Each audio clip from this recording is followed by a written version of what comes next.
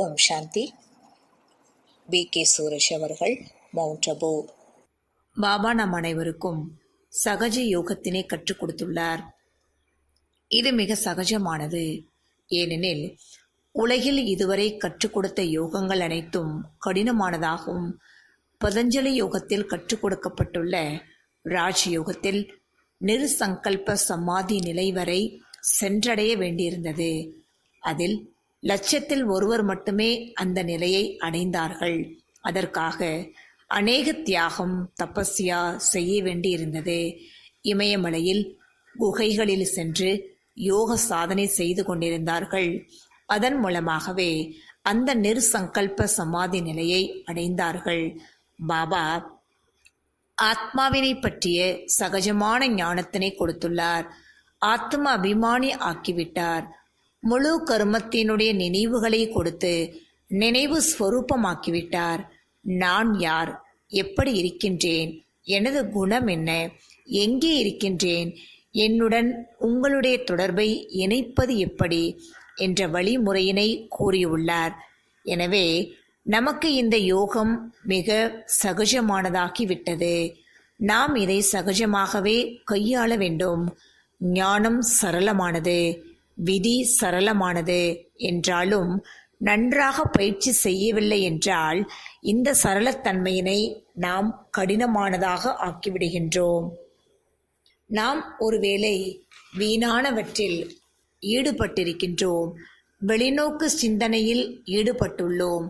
உலகாயுத பொருட்களில் கவர்ச்சியில் மாட்டியுள்ளோம். செல்வத்தின் பின் ஓடிக்கொண்டிருக்கின்றோம். லௌகிக்க காரியங்களிலேயே பிஸியாக இருக்கின்றோம் என்றால் இந்த சகஜ ராஜயோகத்தின் மார்க்கம் கடினமாகிவிடுகின்றது. நாம் தனக்காகவும் நேரத்தினை ஒதுக்க வேண்டும். மேலும் விசேஷமாக காரியங்கள் செய்து கொண்டிருந்தாலும் விதவிதமான நினைவுகளினால் நிலைத்திருப்பதற்கு கற்றுக்கொள்ளவும் வேண்டும். யோகத்தில் ஈடுபாடு உடையவர்கள், மன ஒருமுகப்பாடு உடையவர்கள், தூய்மையின் தாரணை உடையவர்கள் வீணானவற்றிலிருந்து விடுபட்டு இருக்கின்றார்கள். அப்படிப்பட்ட யோகிகள் காரியங்கள் செய்தாலும் பயிற்சி செய்ய வேண்டும். பாபாவினுடைய சொரூபத்தில் புத்தியை நிலைத்திருக்கச் செய்வதுடன் கீழே காரியங்கள் செய்து கொண்டிருக்க வேண்டும். இது மிக நல்ல பயிற்சியாகும். நாம் தனது தெய்வீக பார்வையினால் பகவானை பார்த்து கொண்டிருக்கின்றோம். ஆனால் கீழே கைகளானது காரியத்தில் ஈடுபட்டுள்ளது. சிறிது புத்தியில் கீழே உள்ள சிந்தனைகள் வந்தாலும் அதிக அளவு புத்தியின் ஒருமுகப்பாடிலேயே ஈடுபட்டிருக்கும். இரண்டாவது பயிற்சி, மேலே பாபாவுடன் நான் எனது நினைவுகளை இணைத்திருக்கின்றேன். அவரது கிரணங்கள் எனக்குள் நிறைந்து கொண்டிருக்கிறது. நான் கீழே காரியங்களும் செய்து கொண்டிருந்தாலும் பாபாவிடமிருந்து கிரணங்களை அடைந்து கொண்டிருக்கின்றேன் என்ற பயிற்சியை நடந்தாலும் காரியங்கள் செய்து கொண்டிருந்தாலும் போஜனம் செய்யும் பொழுதும் சாப்பிடும் பொழுதும் செய்யலாம். இதில் அதிகமாக புத்தி ஈடுபடுத்த வேண்டியிருக்காது. இதில் நாம் கவனம் கொடுத்தால் இதில் சிறந்தவர் ஆகிவிடலாம். பாபாவினுடைய கிரணங்களுக்கு கீழ் அமர்ந்து டிரைவிங் செய்யலாம். பைக் ஓட்டினாலும் அதிக வேகமாக செலுத்த வேண்டாம். கண்ட்ரோலில் நான் லைட் ஹவுஸ், மைட் ஹவுஸ், ஃபரிஸ்தாவாக இருக்கின்றேன். பாபாவினுடைய கரணங்கள் என் மீது விழுந்து கொண்டிருக்கின்றது என்ற பயிற்சி. மேலும் அவ்வப்பொழுது என்னிடமிருந்து கிரணங்கள் நாலாப்புறமும் பரவி கொண்டிருக்கிறது.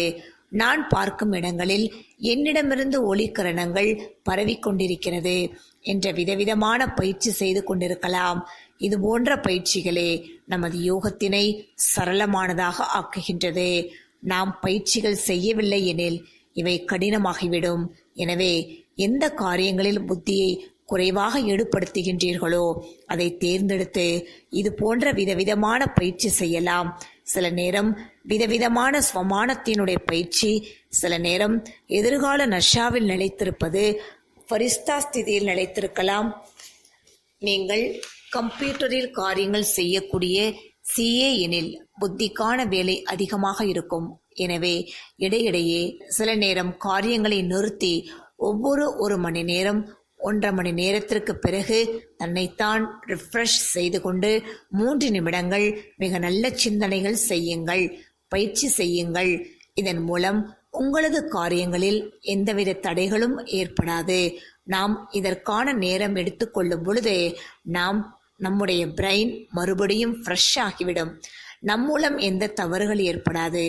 கருமங்கள் மிகச் சிறந்ததாக இருக்கும். மேலும் நாம் காரியங்கள் அனைத்தும் முடிந்து வீடு திரும்பும் போது நாம் எதுவும் செய்யவில்லை, பாபா என் கூடவே இருந்தார், அவரது சக்திகள் என்னுடன் காரியங்கள் செய்து கொண்டிருந்தது, எந்த கருமத்தின் பாதிப்பு இல்லாத நிலையில் பாப் தாதாவின் குடை நிழலில் இருந்தேன் என்ற அனுபவம் ஏற்படும்.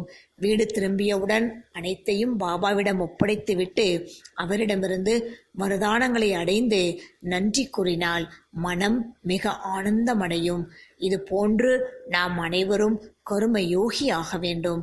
கரும யோகத்தின் நிலையே நம்மை கருமாத்தீத் நிலைக்கு அழைத்துச் செல்லும். ஓம் சாந்தி.